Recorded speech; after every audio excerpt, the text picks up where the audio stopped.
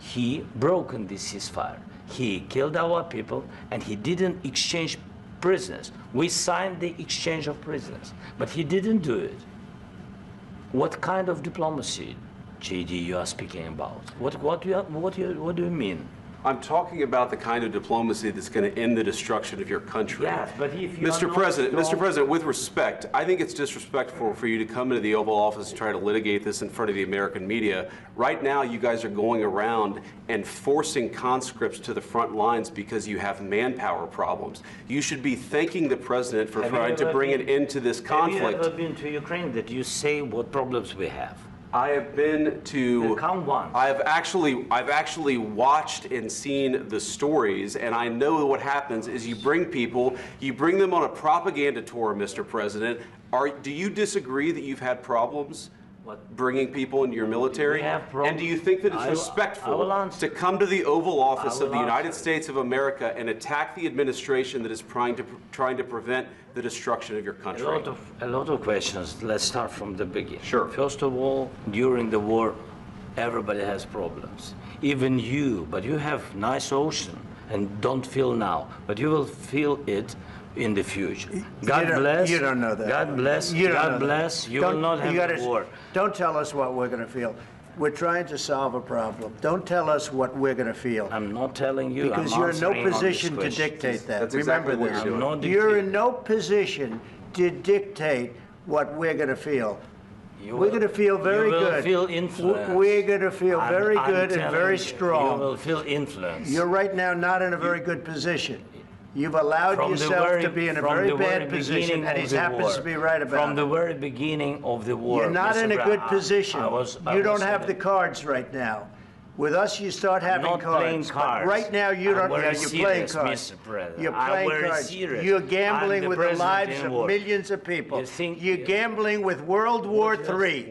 You're gambling with World War III. And what you're doing is very disrespectful to the country, this country, that's backed you far more than a lot of people said they should have. Have you said thank you once this entire meeting? No, in this entire meeting, have you said thank you? You went to Pennsylvania and campaigned for the opposition in October. Offer some words of appreciation for the United States of America and the president who's trying to save your country. Please, you think that if you will speak very loudly about the war, you can... He's not speaking loudly. He's not speaking loudly. Your country's in big trouble. Can I answer? Wait a minute. No. You've done a lot of talking. Your country is in big trouble. I know. You're not winning. You're not winning this. You have a damn good chance of coming out okay because of us. Mr. President, we are staying in our country, staying strong from the very beginning of the war. We've been alone, and we are thankful. I said thanks you haven't been in this alone. cabinet, you and haven't not been only alone. in this cabinet. We gave you, through this stupid president, $350 billion. We gave you military equipment, and your men are brave, but they had to use our military. What about if you didn't have our military equipment, if you didn't have our military equipment, this war would have been over in 2 weeks. In 3 days. I heard it from Putin. In 3 days. This is something maybe new. Less. In 2 weeks. Of course he has. It's going to be a very hard thing to do business like this. Again, I tell you. Just say thank you. I said a lot of times that there are disagreements, and let's go litigate those disagreements rather than trying to fight it out in the American media when you're wrong. We know that you're wrong. But you see, I think it's good for the American people to see what's going on. I understand, sir. I think it's very important. That's why I kept this going so long. You have to be thankful. You don't have the cards. Thankful. You're buried there. Your people are dying. I can tell you You're again, running low on soldiers. Listen, please, you're running Mr. low President. on soldiers. It would be a damn good thing. And then you tell us, I don't want a ceasefire. I don't want a ceasefire. I want to go, and I wanted this. Look.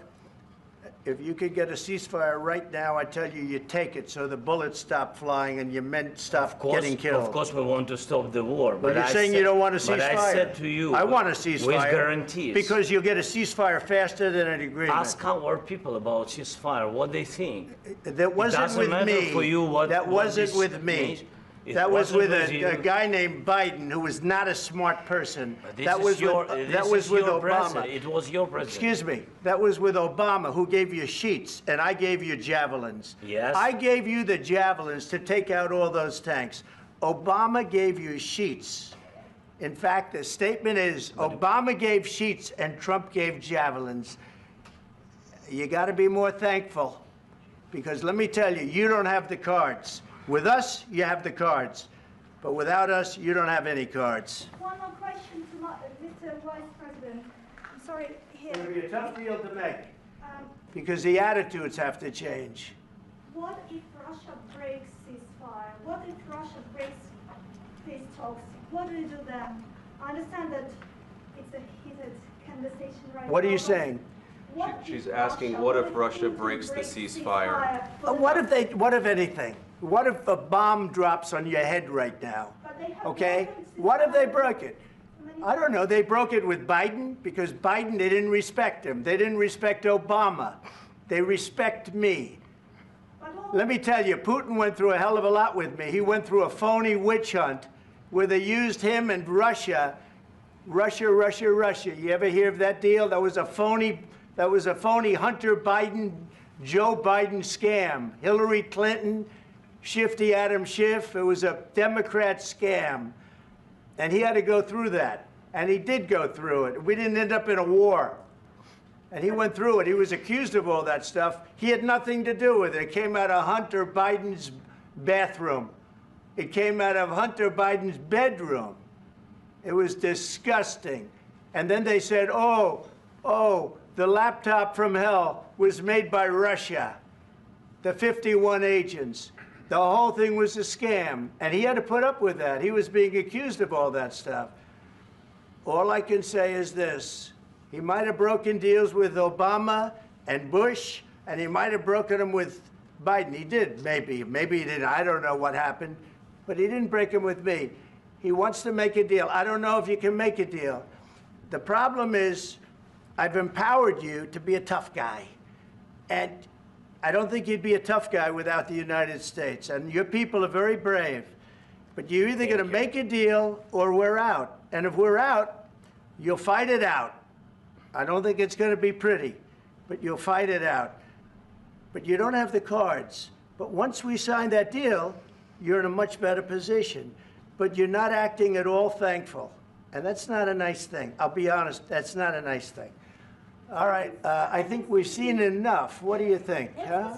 This is going to be great television, I will say that. All right, we'll see what we can do about putting it together.